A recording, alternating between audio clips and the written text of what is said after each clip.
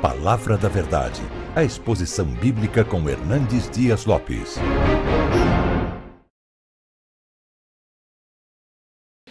E eu quero convidar você que ainda é em pé, abra sua Bíblia, por favor, no Evangelho de Jesus Cristo, conforme o registro de Marcos capítulo 14.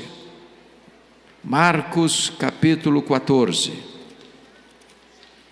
E por gentileza, não feche sua Bíblia depois da leitura. Eu fiquei tão feliz de ouvir a exposição bíblica de Romanos 12, e vendo como o pastor examinava conosco, versículo por versículo, levando a nossa mente de volta às Escrituras. Eu queria que você então acompanhasse a leitura e depois se assentasse com a Bíblia aberta.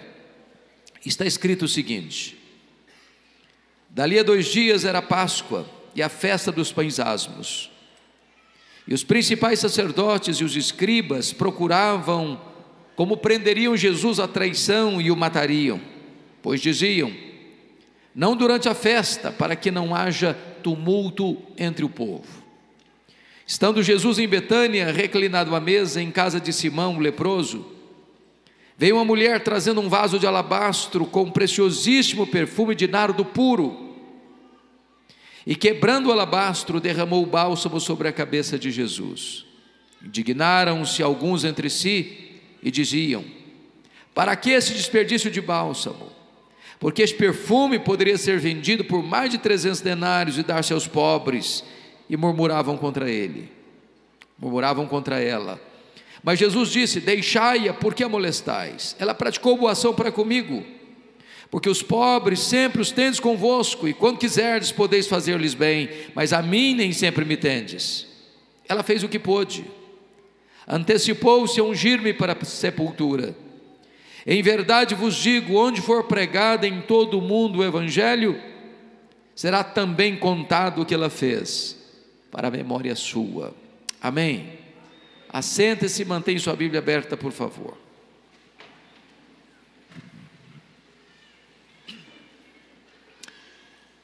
O contexto desse texto é claríssimo. Estamos falando de 2 dias antes da Páscoa. E a Páscoa era a maior festa de Israel. A Páscoa representava um momento histórico quando Deus quebrou as cadeias da escravidão e libertou o seu povo do amargo cativeiro no Egito. A Páscoa era a alegria dos judeus e o terror dos romanos. Isso porque na Páscoa a população de Jerusalém quintuplicava e os romanos tinham medo de rebelião. Tanto é fato que nessa festa da Páscoa a residência oficial do governador se transferia para Jerusalém, porque a residência oficial ficava em Cesareia. Todo o aparato militar de Roma que ficava em Cesareia se transferia nessa festa para Jerusalém. Inclusive o tetrarca da Galileia, Herodes Antipas, mudava-se também para Jerusalém nessa festa. E diz a Bíblia que 2 dias antes da festa, as autoridades máximas da religião de Israel mancomunam, urdem, arquitetam, planejam a prisão de Jesus, a traição, para matá-lo depois da festa. Entretanto, Mateus 26, que é paralelo deste, diz que foi Jesus quem disse aos seus discípulos 2 dias antes da festa, que ele seria entregue nas mãos das autoridades, para ser preso e ser morto. Conclusão que você chega: quando os homens pensam que eles estão no comando, que eles estão no controle, eles estão apenas cumprindo um propósito eterno de Deus. Quem está sentado no trono é Deus, quem governa a história é Deus, quem dirige os acontecimentos é Deus. Mesmo quando os homens maquinam o mal, eles não podem conspirar e frustrar o propósito de Deus. Mas curiosamente, enquanto as autoridades planejam a prisão e a morte de Jesus, ali bem perto, em Betânia, uma família prepara uma festa para Jesus. Olha como isso é interessante, porque Jesus provoca reações tão diferentes. Ele é amado por uns e odiado por outros. Ele é recebido por uns e rechaçado por outros. Ele é adorado por uns e rejeitado por outros. Você veio a este grande encontro porque você ama Jesus, porque você quer servir a Jesus, porque Ele é a razão da sua vida, porque Ele é a sua esperança, porque Ele é a sua alegria, porque Ele é a sua paz, porque Ele é a razão da sua vida. Mas diz a Bíblia que nesse jantar que acontece em Betânia, ele acontece na casa de um homem chamado Simão, o leproso. Quem é Simão? Eu não sei. Eu não sei se é o marido de Marta, se é o pai de Marta, se é um amigo de Marta, porque Marta está servindo nesse jantar. Lázaro, recém-ressuscitado, está sentado à mesa com Jesus. Mas eu não sei quem é esse homem. E eu já aprendi uma coisa, e espero que você aprenda também. Onde a Bíblia não tem voz, nós não deveríamos ter ouvidos. Não cabe a nós especular o que Deus não revela. Mas me chama a atenção o fato desse homem ser chamado de Simão e acrescentar-se ao nome dele um adjetivo: Simão, o leproso. E eu pergunto para vocês, esse homem ainda era leproso? E a resposta categórica é: claro que não, porque se ele fosse leproso, ele não podia ficar em casa. Se ele fosse leproso, ele não podia oferecer um jantar para ninguém. Mas se ele não era mais leproso, por que é que os evangelistas, ao relatarem esse fato, dizem que o jantar aconteceu na casa de Simão, não ex-leproso, mas está registrado que o jantar aconteceu na casa de Simão, o leproso? Por quê? E a resposta é para nos advertir sobre um grave perigo ainda hoje. Que perigo?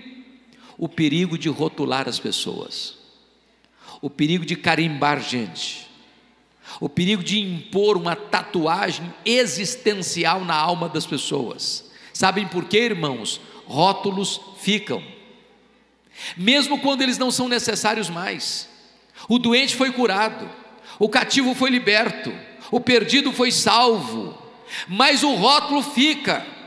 Então não rotule gente, não carimbe pessoas. Mas é curioso que quem se destaca nessa festa é uma mulher. Esse texto está registrado em Mateus 26, em Marcos 14, em Lucas 22 e em João 12.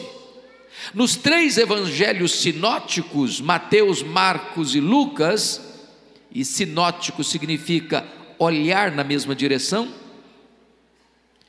o nome dessa mulher não aparece.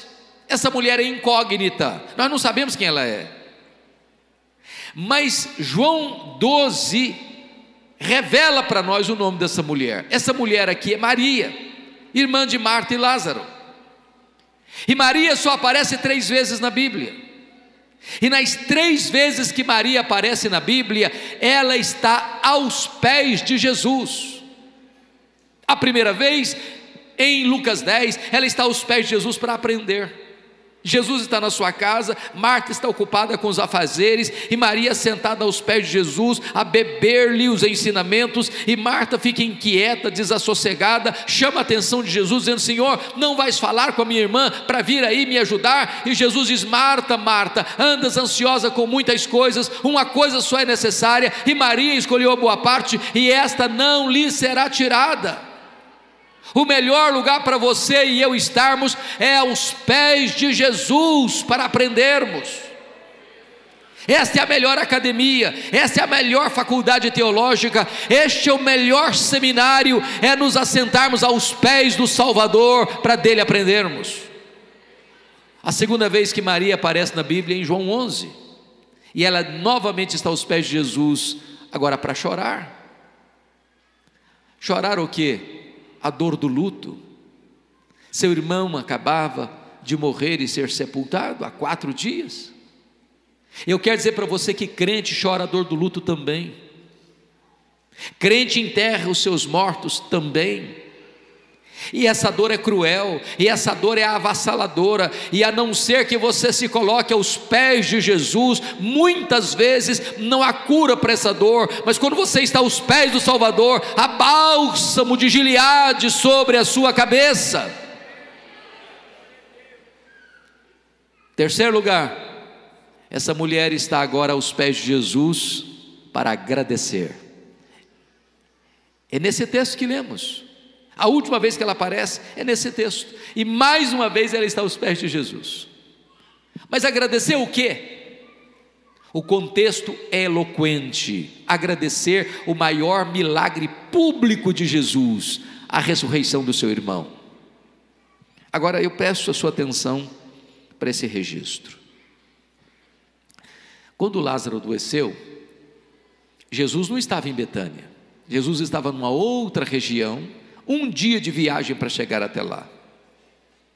Aí Marta chama um mensageiro e diz assim: vai lá onde Jesus está e dê o seguinte recado para ele: está enfermo aquele a quem amas. Ela não diz: vem depressa, tem urgência, Lázaro está muito mal. Não, ela só disse isso: está enfermo aquele a quem amas, porque quem ama tem pressa em socorrer a pessoa amada.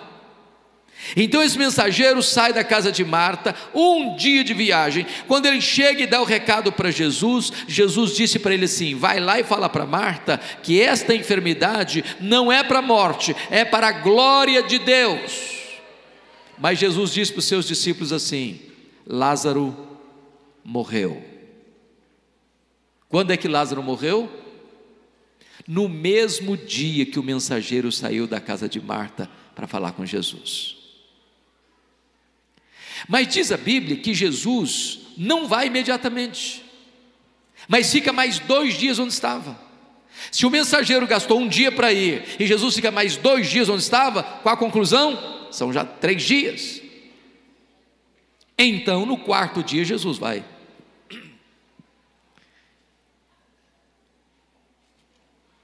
Quando Jesus chega, Lázaro está morto e sepultado há quanto tempo?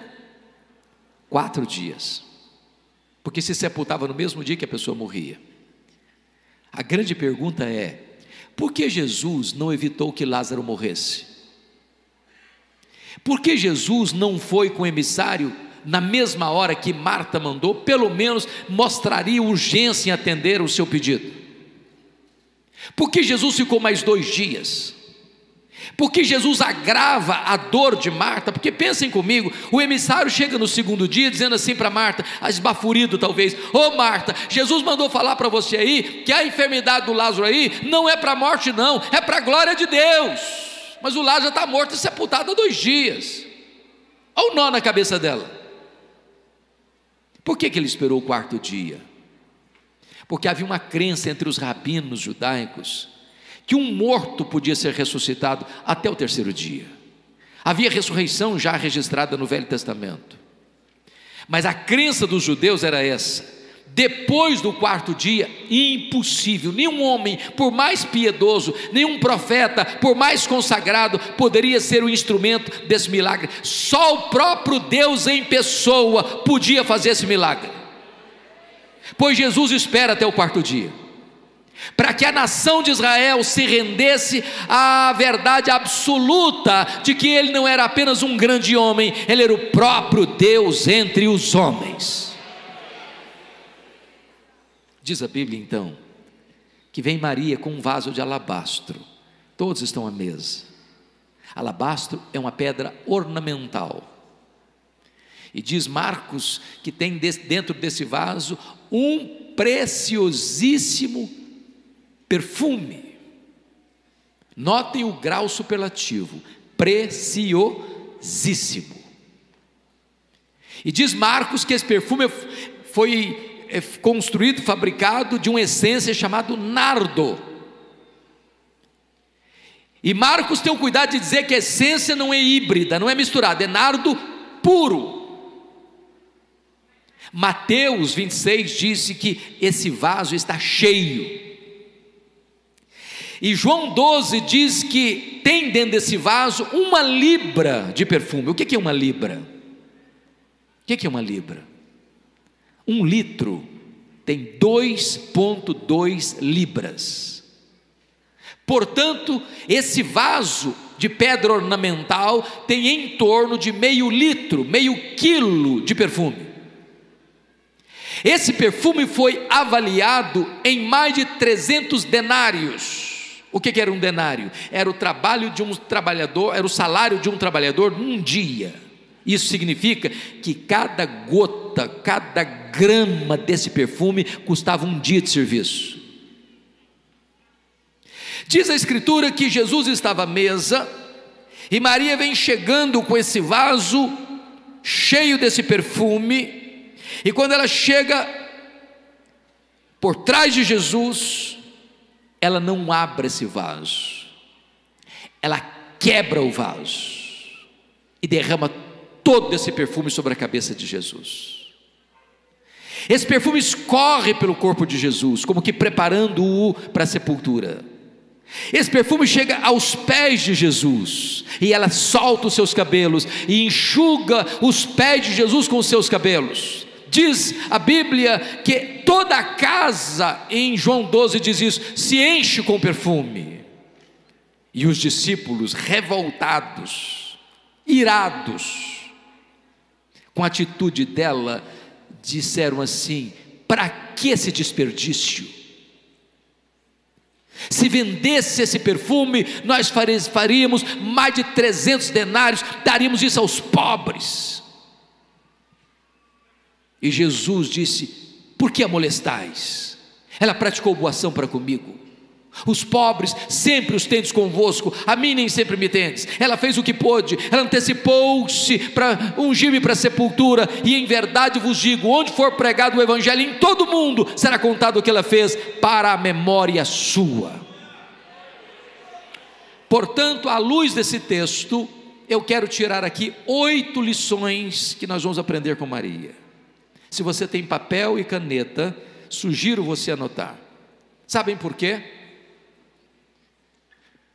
O papel mais amarelo e a tinta mais fraca é mais fiel do que a memória mais prodigiosa.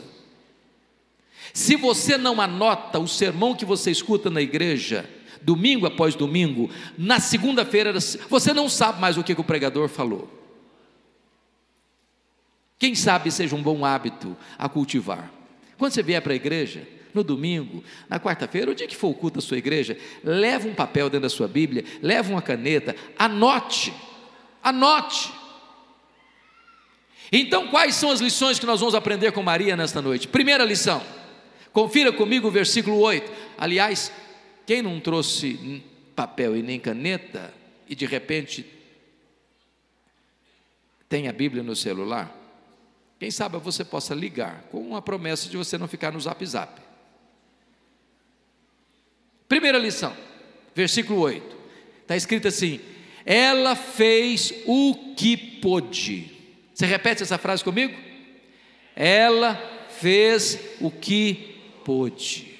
Toda vez que eu leio isso, eu pergunto para mim: meu Deus, eu estou fazendo para Jesus o que eu posso? Estou fazendo tudo o que eu posso?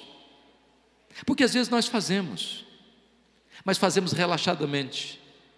Às vezes nós fazemos, mas não fazemos tudo o que podemos. Às vezes nós fazemos, mas não fazemos de todo o coração. Às vezes nós fazemos, mas não fazemos com a motivação certa. Ela fez o que pôde. Eu gosto muito da história, sobretudo da história da igreja. E no dia 23 de setembro de 1723, às 11 horas da manhã, na Alemanha, começa um movimento de oração com um homem chamado Ludwig van Zinzendorf. Foram chamados de morávios. Essa reunião de oração durou 100 anos, ininterruptamente, desembocando no maior movimento de avivamento e obra missionária da Alemanha. a ponto de 18 moravianos sustentarem um missionário fora da Alemanha, a cada 18 moravianos. Eles eram pobres. Quando alguém não tinha dinheiro para mandar para o missionário, sabe o que faziam? Se vendiam como escravos, para comprar passagem de ida para os povos mais longínquos da terra, para gastar o resto dos seus dias lá, levando a eles a esperança do Evangelho. Quando eu escuto isso, eu me pergunto: meu Deus, eu estou fazendo o que eu posso? Ela fez o que pôde. Segunda lição que eu aprendo com Maria, olha o versículo 3, ela fez o seu melhor. Ô irmãos, vamos entender algo maravilhoso aqui. Esse perfume preciosíssimo não se encontrava, como nos nossos dias, numa loja de perfumaria. Sabe por que não encontrava? Essa essência, chamada de nardo, não era produzida em Israel. Esse nardo era feito de um arbusto seco, que só era encontrado na época na cordilheira do Himalaia, que era moído e transportado em lombos de camelos. Não só era um perfume caríssimo, mas era também raríssimo. Esse perfume era comprado gota a gota, grama a grama, e ia sendo acondicionado nesse vaso de pedra. Tem dentro deste vaso meio litro de perfume, que representa 1 ano de trabalho. Ô gente, por mais pobre que uma pessoa seja, eu não conheço nada, nem ninguém que invista 1 ano de serviço num vidro de perfume. Agora, deixa eu fazer uma perguntinha para você. Quando você tem um perfume caro, como é que você usa? Muito comedidamente, não? É uma gotinha na orelha direita, outra gotinha na orelha esquerda, num dia especial, e você diz assim: esse perfume tem que durar pelo menos 1 ano. Agora notem comigo, que ela não abre o vaso, ela quebra o vaso. Por que ela quebra o vaso? Porque ela está pensando assim: eu não quero que sobre nenhuma gota, eu quero que tudo que eu tenho esteja a serviço de Jesus. Eu quero dar para Ele não só o que eu posso, eu quero dar para Ele o meu melhor. Irmãos amados, sabe, às vezes a sensação que eu tenho é que as pessoas que não conhecem a Deus como nós conhecemos, são mais zelosas em servir aos seus deuses do que nós o somos, em servir ao Deus da nossa salvação. Eu explico. Eu estava pregando há 3 anos em Porto, uma cidade lá em Portugal, e eu fui fazer uma visita a uma cidadezinha chamada Águeda, próxima de Coimbra. E na medida que nós viajávamos, eu vi caravanas e mais caravanas a pé, andando pelo asfalto. Fiquei intrigado e perguntei: onde essas pessoas estão indo? Me responderam: elas estão indo a Fátima, pagar promessas. E eu perguntei: mas a que distância elas estão andando a pé? Me responderam: a mais de 300 quilômetros.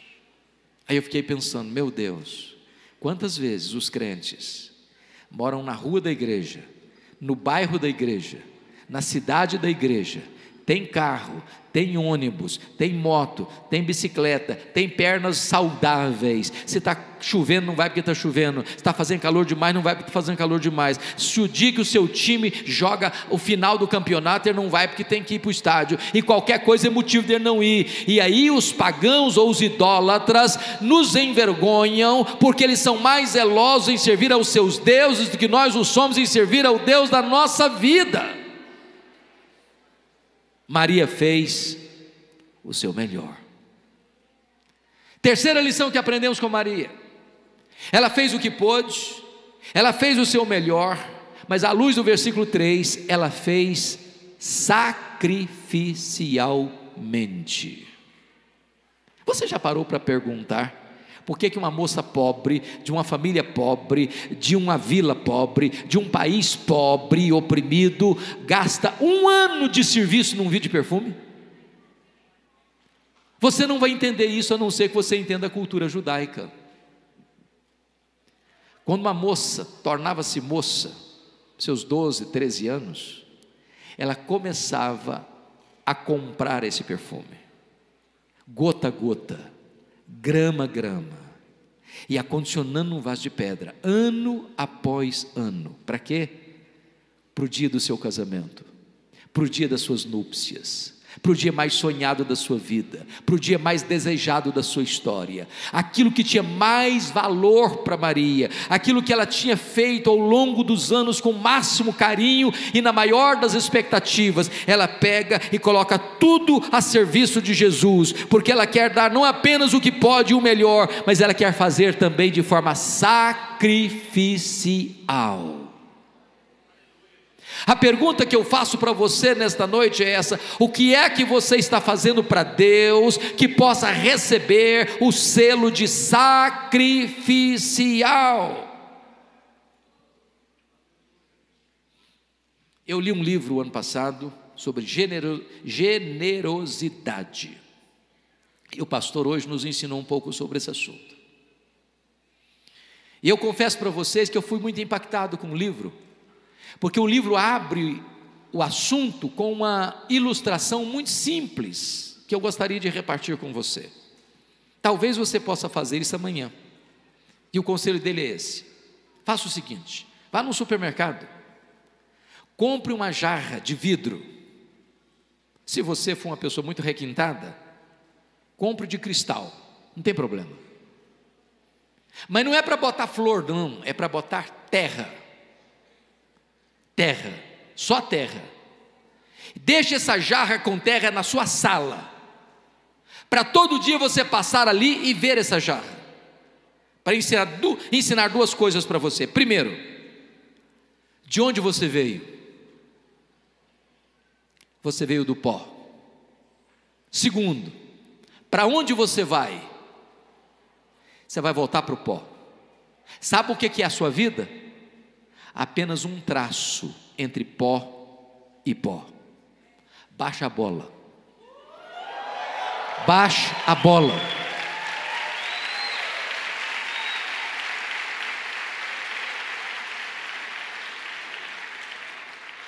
Do pó que você veio, você não trouxe nada.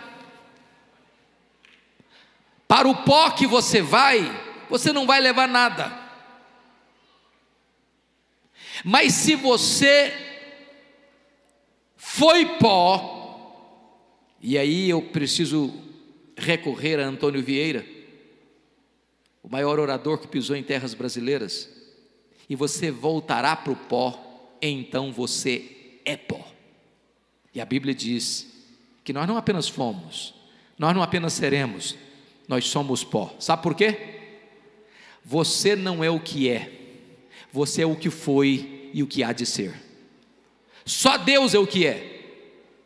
Só Deus pode dizer: eu sou o que sou. Mas se você foi pó, se você será pó, então você é pó.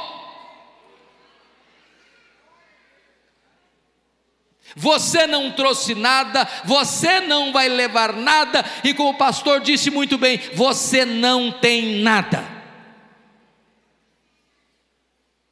Você é apenas mordomo do dono. Sabe por que você e eu temos dificuldade de sermos generosos? É porque nós temos a síndrome de dono. Se eu sou dono, então é meu, para o meu deleite e para o meu prazer. Mas se eu entendo que eu sou mordomo, então meu papel é ser fiel ao dono, e o dono é generoso, e para eu ser um fiel mordomo do dono que é generoso, eu preciso ser generoso com o que é do dono.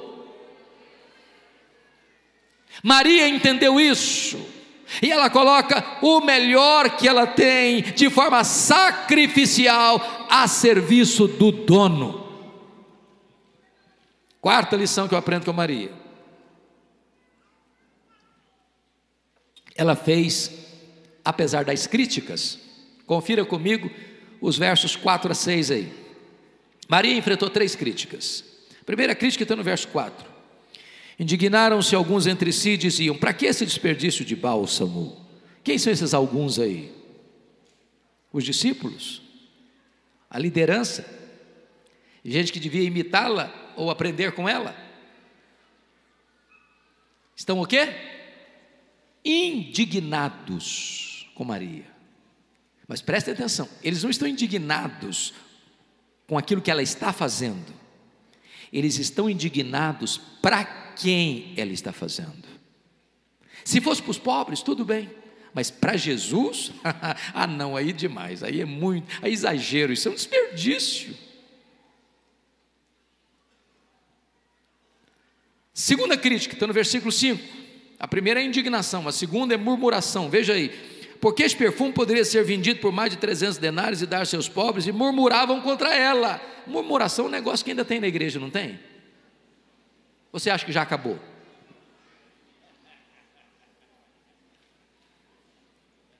Olha o que estão pensando, com essa grana aí, dava para dar muita Bolsa Família, dava para comprar muita cesta básica,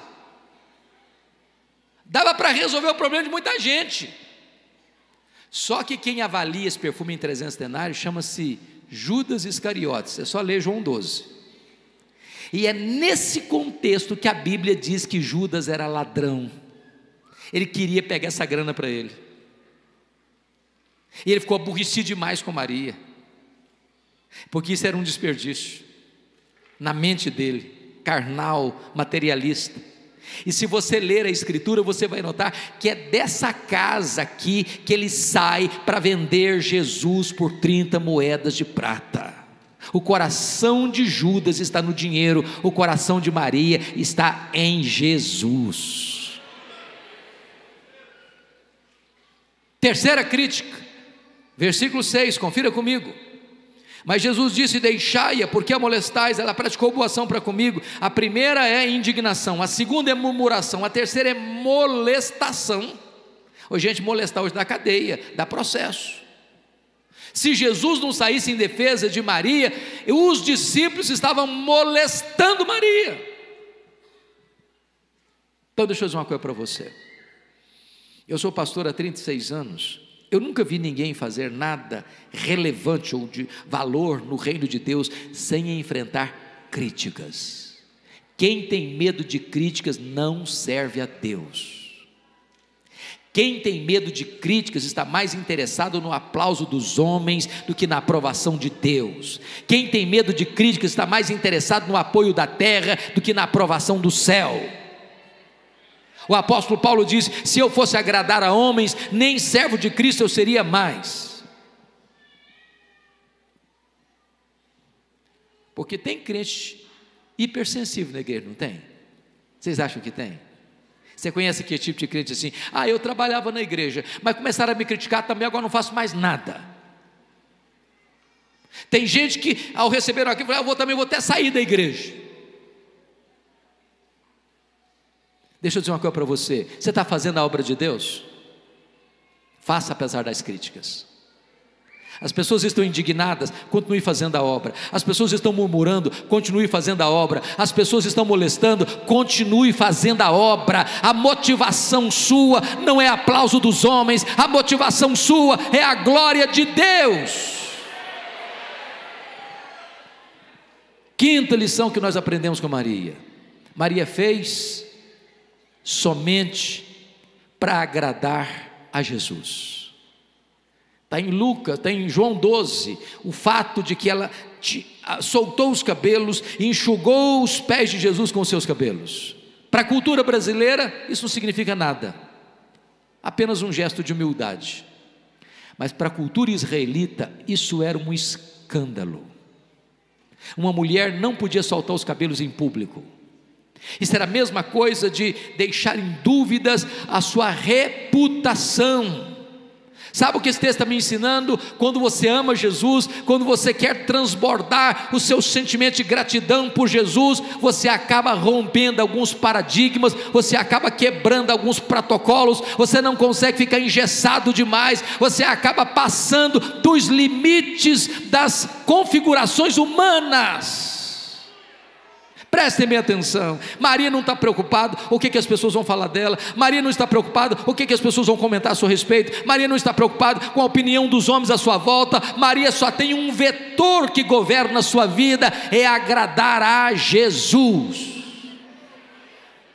Às vezes, meus irmãos, até na igreja a gente tem que agradar muita gente. Tem que agradar o fulano, tem que agradar o beltrano, tem que agradar o ciclano. A gente fica pisando em ovos para agradar um, para agradar outro, para agradar aquele outro. E entende? A gente começa a pensar que o nosso papel é agradar homens. O nosso papel é agradar somente a Jesus.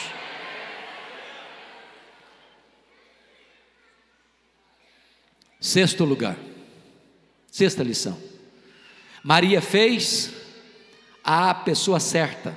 Confira comigo os versos 6 e 7. Observe aí, por favor. Está escrito no verso 6: mas Jesus disse: deixai-a, por que a molestais? Ela praticou boa ação para comigo, porque os pobres sempre os tendes convosco,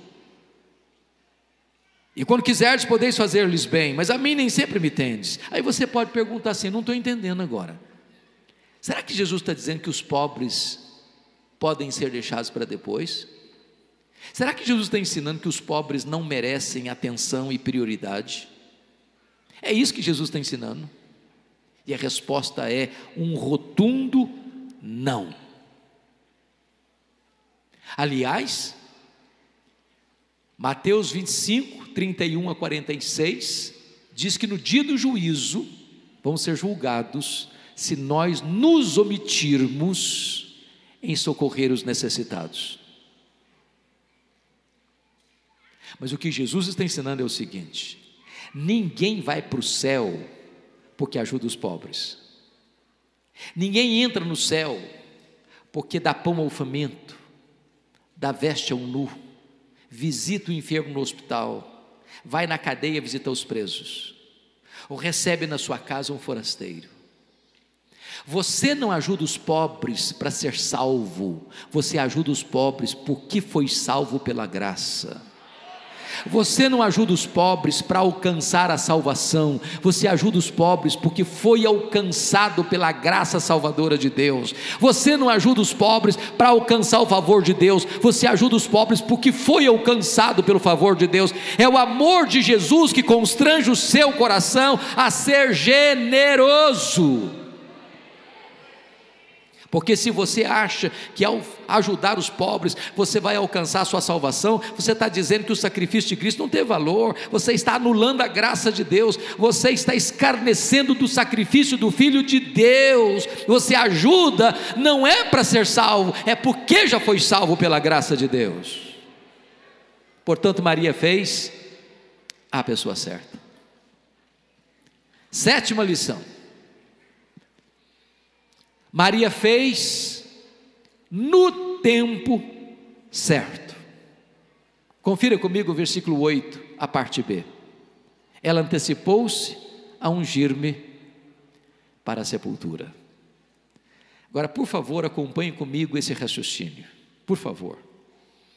Está lá em Lucas 8, que algumas mulheres que foram curadas e libertas por Jesus, como Maria Madalena, como Joana, como Susana, como muitas outras mulheres, assistiram Jesus com os seus bens. Olha que coisa maravilhosa, pastor. Jesus tinha poder de comer o melhor, sem precisar de ninguém botar a mão. Quero comer isso, apareça. Quero vestir isso, apareça. Ele, como filho de Deus, foi sustentado por mulheres que o acompanhavam. E essas mulheres caminham com Jesus nas suas cruzadas, nas suas campanhas evangelísticas pela Galileia.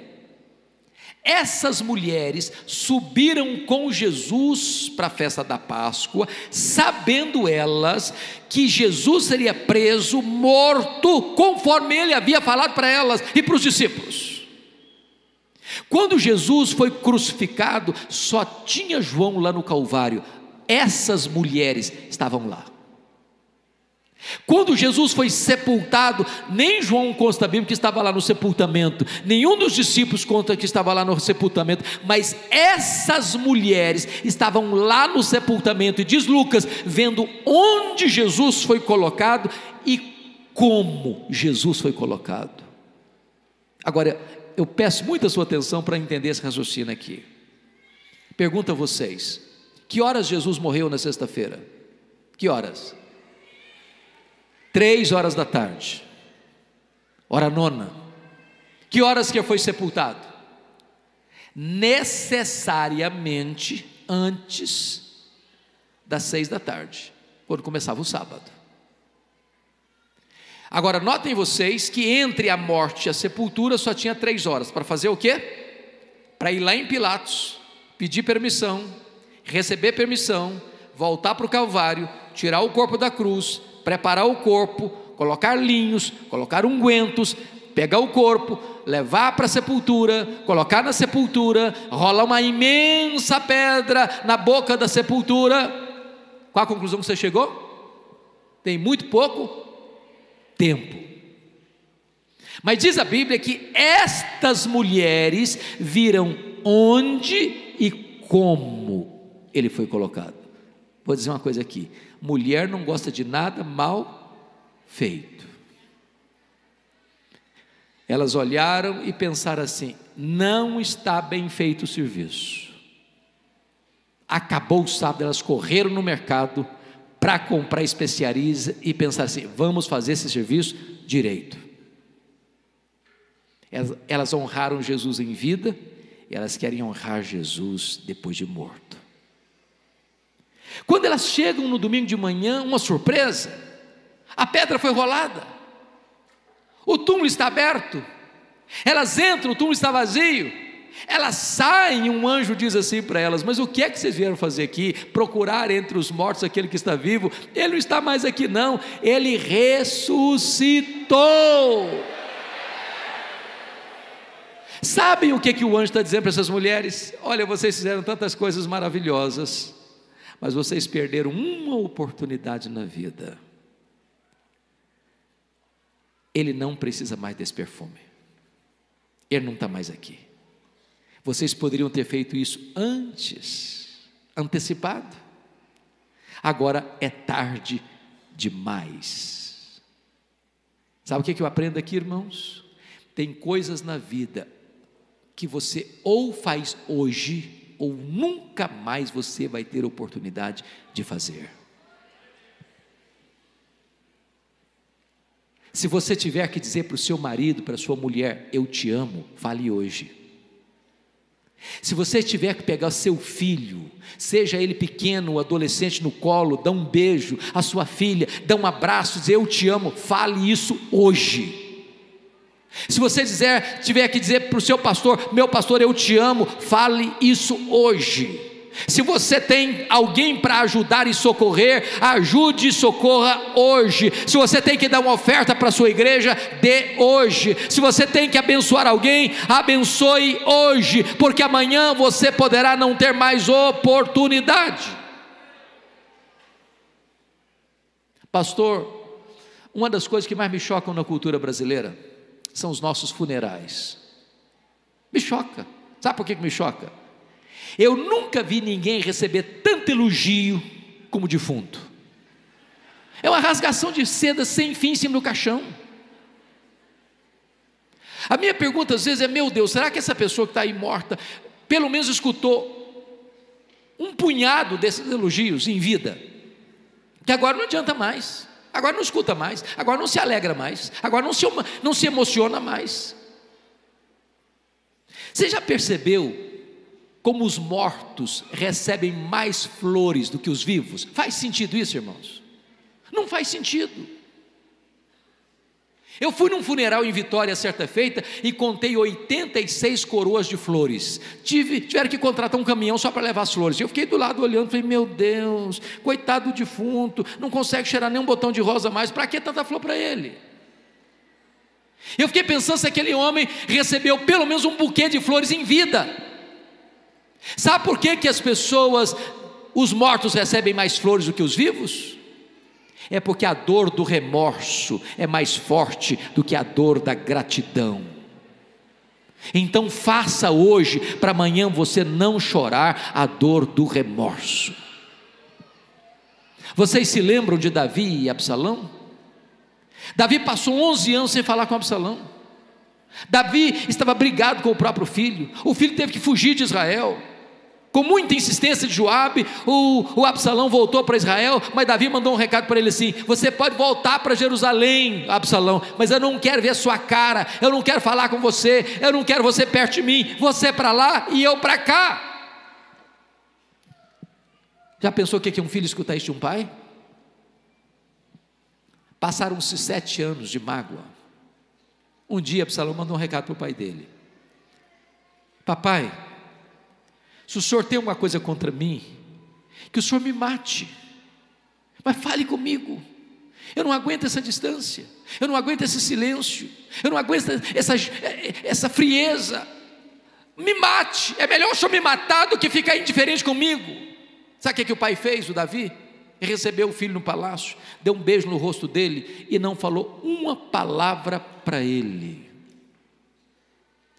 O que aconteceu? O Absalão saiu da presença do pai, foi para a porta do palácio, furtar o coração do povo. Agora preste atenção comigo. Davi era um guerreiro, Davi era um estadista, Davi era capaz de pescar conspiração no ar. Eu acho que ele fez isso para chamar a atenção do pai, para ver se o pai pelo menos ia brigar com ele. Passaram-se mais 4 anos, Davi não fez nada. Depois de anos e anos, Absalão não quer o perdão do pai, Absalão não quer conversar com o pai, Absalão quer matar o pai, Absalão quer tomar o trono do pai, e Davi tem que travar a sua mais amarga guerra, a guerra da vida dele, que era contra o próprio filho, porque qualquer resultado é ruim. Ganhar a guerra é matar o filho, perder a guerra é ser morto pelo filho, qualquer resultado é derrota. Nessa guerra, Absalão morre, e o Davi, que ficara 11 anos em silêncio, desabotou a alma e deixa cair em catadupas, torrentes de lágrimas, dizendo: ah, meu filho Absalão, Absalão, meu filho, quem me dera ter dado a minha vida por ti. Agora é tarde, Davi, agora o menino está morto. Você podia ter aproveitado essa oportunidade, 11 anos, e você não fez isso. Agora que você está chorando a dor do remorso, Maria fez no tempo certo. Última lição, 8ª, vamos recordar as 7 primeiras? Ela fez o que pôde, ela fez o melhor, ela fez sacrificialmente, ela fez apesar das críticas, ela fez só para agradar a Jesus, ela fez a pessoa certa, ela fez no tempo certo. 8º lugar, ela fez com reflexos para a eternidade. Olha o versículo 9, Jesus disse: em verdade vos digo, onde for pregado o evangelho em todo o mundo, será contado o que ela fez, para a memória sua. Que dia que é hoje mesmo? 13 de fevereiro. Pois bem, meu querido pastor, aquilo que aconteceu no recôndito de uma casa humilde, numa vila humilde, está sendo trombeteado nos outeiros da história, nos ouvidos do mundo. E essa profecia de Jesus está se cumprindo mais uma vez, no dia 13 de fevereiro de 2018, no templo da Assembleia de Deus de Anápolis, Goiás, Brasil. A grande pergunta é essa: o que é que você e eu estamos fazendo hoje que vai influenciar as futuras gerações? Você pensa nisso?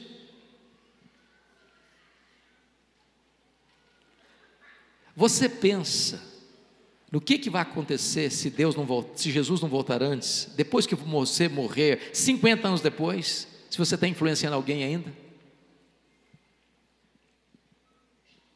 Imagine essa cena: uma criança no colo de alguém, folheando um álbum antigo de família, de repente bota o dedo na sua foto e pergunta: quem é esse aqui? Quem é essa aqui? E quem está segurando a criança no colo começa a chorar e diz: este aqui, esta aqui, foi alguém que nos ensinou a andar com Deus. Não há nada mais urgente hoje do que influenciar as futuras gerações. Vocês estão de parabéns em manter esse congresso há 53 anos. Deixa eu lhes dizer uma coisa que me dói o coração. O ano passado, nós celebramos 500 anos de reforma protestante no Brasil. A Europa não teve o que comemorar. Eu estava lá. Na Holanda, os templos estão lá, mas não tem mais gente frequentando, desde 1960. Numa única geração, a igreja se perdeu. Na Escócia, berço do presbiterianismo, lá em Edimburgo, eu fui no templo central, perto do castelo. Quando eu entrei, não tinha púlpito, não tinha banco, era um bar, transformou-se num bar. A Inglaterra, dos grandes avivamentos, John Wesley, George Whitefield, William Carey, William Wilberforce, John Charles Ryle, Charles Haddon Spurgeon, Mark Lloyd Jones, John Stott. Hoje é a terra de Richard Dawkins, o patrono dos ateus. Menos de 4% dos crentes frequentam a igreja. Os templos estão sendo vendidos e transformados em boates, em museus, em mesquitas muçulmanas. Por quê, irmãos? Porque os pais não investiram nos seus filhos, nos seus netos, porque as igrejas não investiram nas futuras gerações. Você vai à América do Norte e as igrejas históricas estão minguando, murchando, morrendo. Por quê? É porque se falhou em passar o bastão do evangelho para as futuras gerações. A minha esperança é que os nossos filhos sejam mais crentes do que nós, é que os nossos netos sejam mais cheios do Espírito Santo do que nós. Nós não podemos abrir mão dos nossos filhos. Nós queremos o melhor para os nossos filhos. Nós damos a eles a melhor casa que podemos. Nós damos a eles a melhor roupa que podemos. Nós damos a eles a melhor comida que podemos. Nós damos a eles a melhor escola que podemos. Nós vibramos com a vitória deles na vida acadêmica. Nós ficamos felizes quando eles conquistam sucesso profissional. Mas nada disso tem valor se os nossos filhos se perdem, porque a maior necessidade dos nossos filhos não é de sucesso profissional, é de Jesus.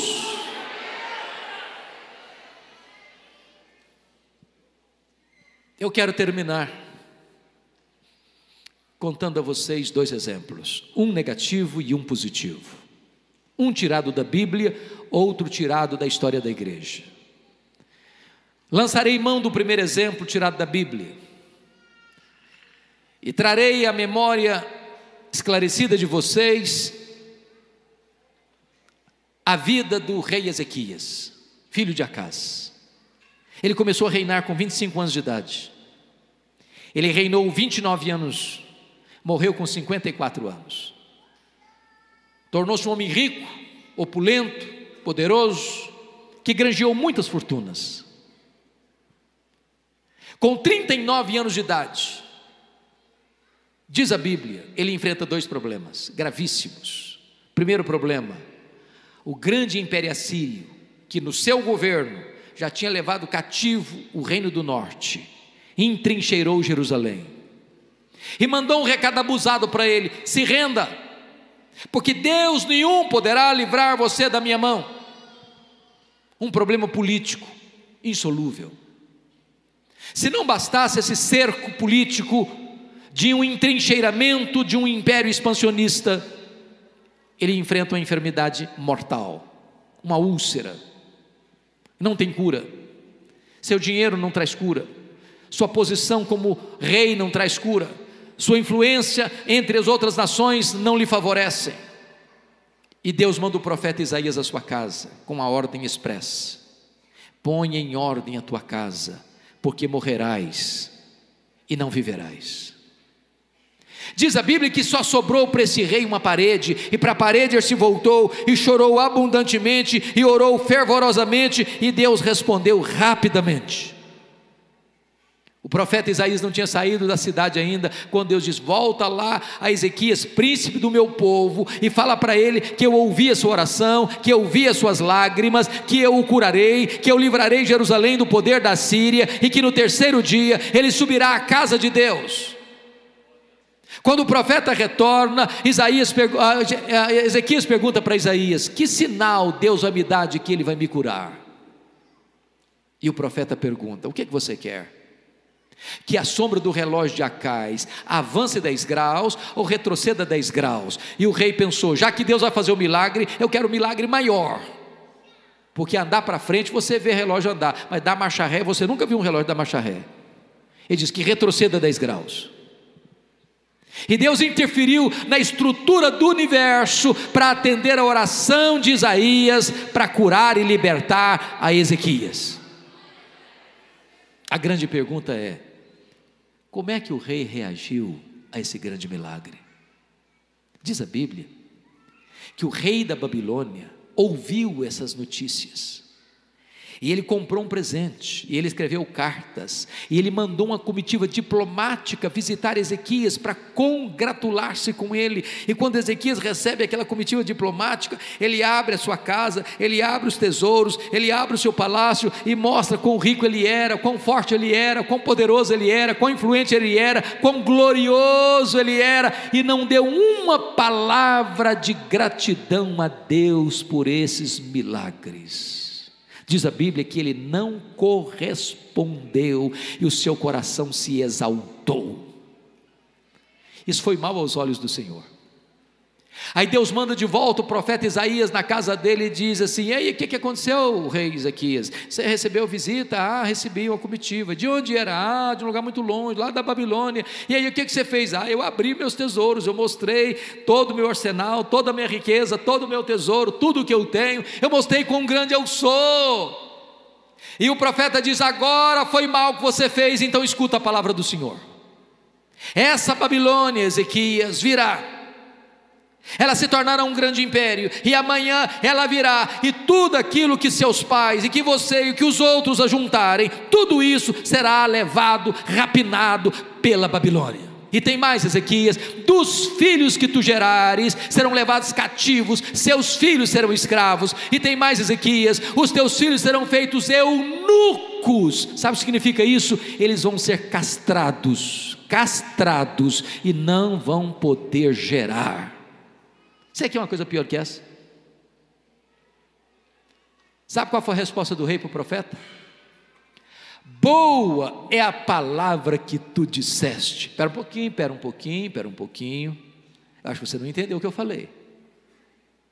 Eu estou falando que a Babilônia vai levar tudo. Eu estou falando que os seus filhos vão ser escravos. Eu estou falando que os seus filhos vão ser castrados. E você vem me falar que boa é essa palavra? Você ficou louco? Você perdeu o juízo? Você entendeu o que eu estou falando?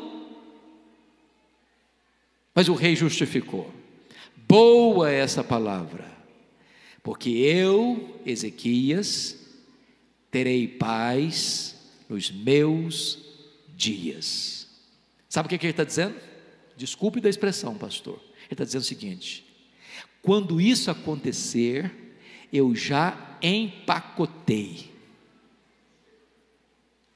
Quando isso acontecer, eu não estou mais aqui para contar a história.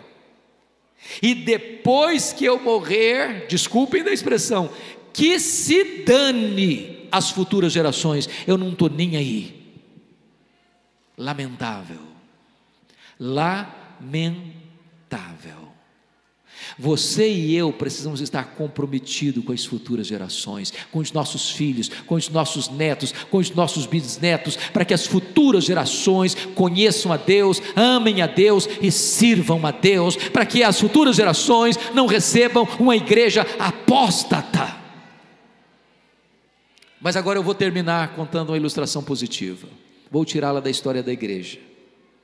David Livingstone, missionário inglês, que foi para a África, dedicou sua vida na África, enfrentou lutas na África, adoeceu na África, morreu na África, e quando ele morreu, os ingleses foram para lá, para pegar o seu corpo e levar para a Inglaterra, para sepultá-lo na Inglaterra. Sabe o que aconteceu?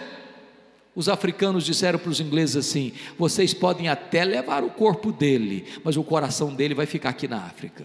Ele amou a África, ele deu sua vida pela África. Sabe o que fizeram? Abriram o peito dele, arrancaram o coração dele e sepultaram o coração dele na África. Quando você vai a Malawi, lá tem uma catedral de chão batido, e lá tem uma placa de bronze com os seguintes dizeres: para a glória de Deus e em memória de David Livingstone. Levaram o corpo dele para Londres, sepultaram-no na abadia de Westminster, onde estão sepultados os reis e os nobres da Inglaterra. Sabe qual a sepultura mais visitada na abadia de Westminster? Não é dos reis, nem dos nobres, é do missionário David Livingstone. Lá tem uma placa de bronze com os seguintes dizeres: para a glória de Deus e em memória de David Livingstone. Oh, amados, que Deus nos ajude a viver de tal maneira hoje, que as futuras gerações, ao olharem para a nossa história, possam ainda glorificar a Deus pela nossa vida. Que Deus nos ajude, no final deste congresso e dessa conferência, a imitar aquela mulher que viveu aos pés de Jesus, para aprender, para chorar e para agradecer, fazendo o que pôde, fazendo o seu melhor, fazendo sacrificialmente, fazendo apesar das críticas, fazendo só para agradar a Jesus, fazendo a pessoa certa, no tempo certo e com reflexos para a eternidade. Esse é tempo de estar aos pés de Jesus.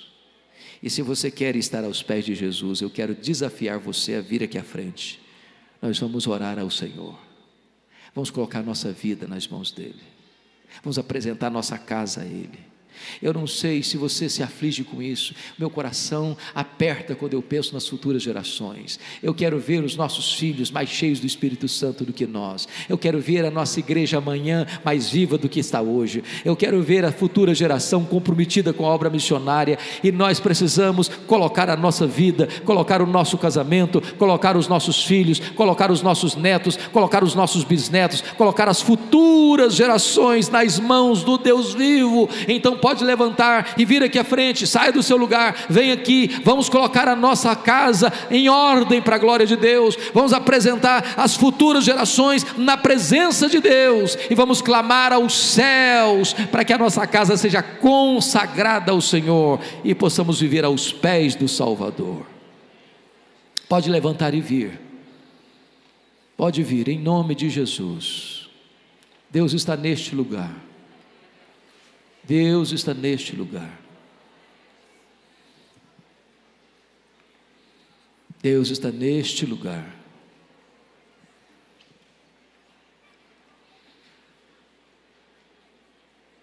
Deixa eu dizer uma coisa para vocês antes de orar.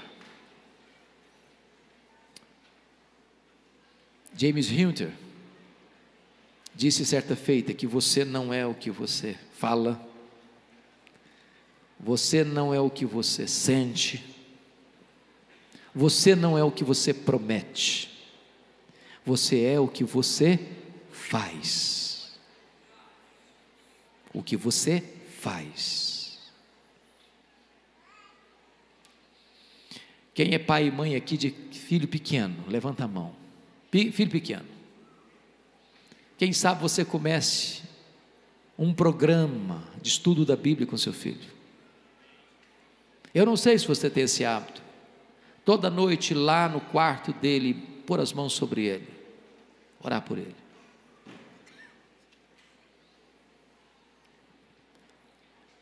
Acompanhe a vida estudantil de seus filhos,